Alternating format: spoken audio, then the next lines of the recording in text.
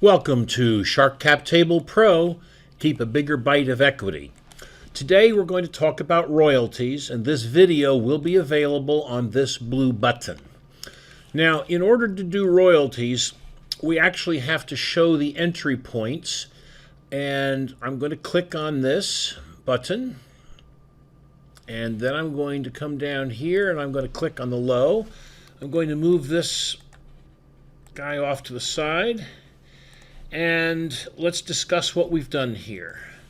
So now we have 4 revenue sources. These are enterable by hand. The orange indicates that they are unlocked, ready for your entry, and you can name them what you like. The 5th line is the accumulation of the sale of royalties. We have 6 opportunities, 2 through 7. We sell in advance a royalty, and we then pay out that royalty and hopefully make the investor a profit. We have one other kind of royalty, and that is a standard special royalty, which is, for example, 1% of gross sales. And this little button here, notice that the first 2 years are blank. If I come back here and dial in 1, it's going to leave the first year blank. So you get the idea.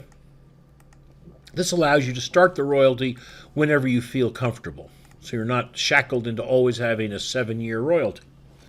We're going to discuss the 2 types of royalties. We have a standard royalty, which is just a percentage of the gross sales.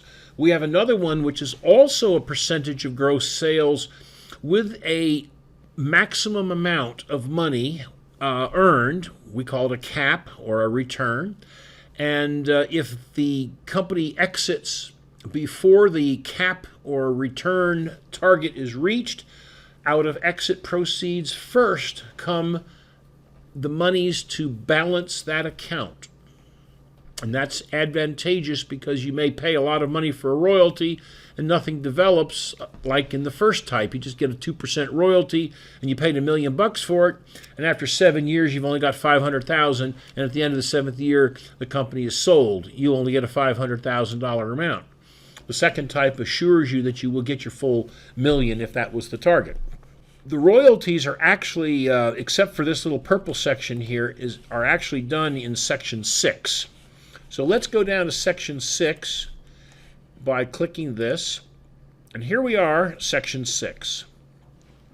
Now, I have added a few new things that you've not seen before.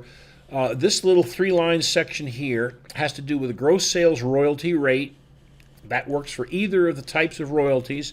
Then if we have a preferential term royalty, which is this target I've been talking about, we would dial that in, and you'd use the second row of spinners to do that. So without further ado, the first thing I'm going to do is I'm going to zero the data. Then we're going to come in here and we're going to select some common for year 2. And actually, before I do that, I better dial in the amount of capital that we're going to receive from the founder, $350,000. And we will agree that 0.005 cents a share. We can make it a penny if you really want to. 2 cents, 3 cents. There you go, 3 cents. So we've raised $350 from the founder.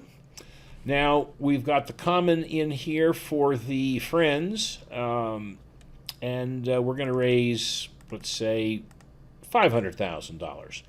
Now, keep in mind that you would be looking up at these 2 lines here. I actually have some very large revenue numbers in here, so you're not going to see a deficit. But along this line here, ending cash, normally you would see some pink, and you're going to raise enough money to get rid of the pink in the near term.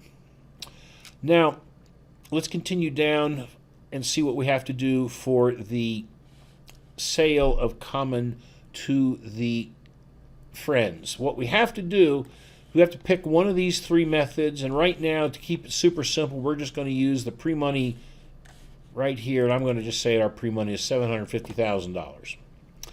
And if you look at the price per share of the founders, we have an up round because now they have to pay 6 cents for the same identical share that was sold to the founders for 3 cents. So we're okay there. these are just estimates. I want to show you how the model works. We're not trying to set up a perfect deal.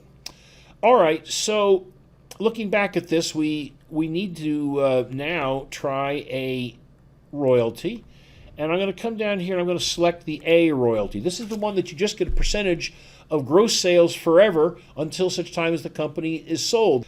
Okay, so let's raise $800,000.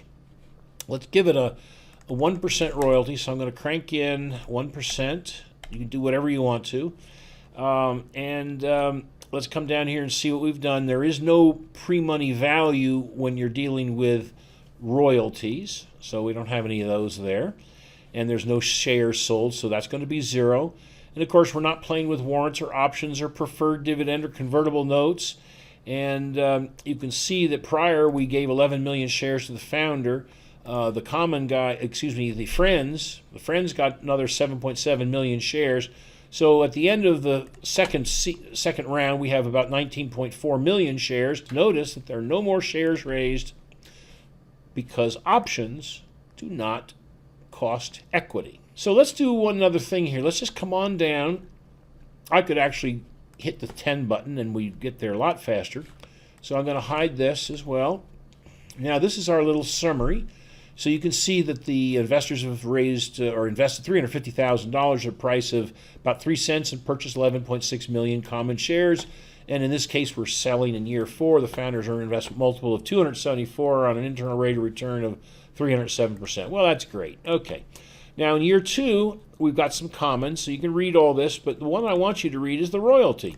Here we have investors purchase a 1% gross sales royalty for $800,000, which generates a minus 52% internal rate of return and a 0.32 I multiple at exit in year 4.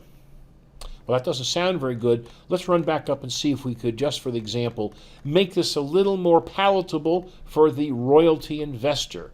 What we would want to do is perhaps take a little less money. Let's go for $500,000 and then scroll down here. And then let's increase the royalty to, let's say, 2%. Now let's go down and see what we've done. We can actually look right here. This reproduces the internal rate of return of the I multiple. So we're just barely breaking even. Okay. Now let's do another thing which is even more interesting. Instead of a standard royalty, let's go in and do this a preferential royalty. This is the one where we can still use a 2% royalty, but let's crank in an absolute return that's going to occur. They paid $500. We're promising them that they will stop receiving money after they've received $1.5 million. Let's scroll down and see what happens to our summary. And here we are. Now this is starting to look better. In year 3, investors purchase a 2% preferential gross sales royalty for $500,000 with a $1.5 million preferential term return, which generates a 90% internal rate of return and a 3 times I multiple at exit in year 4. Well, that's pretty good.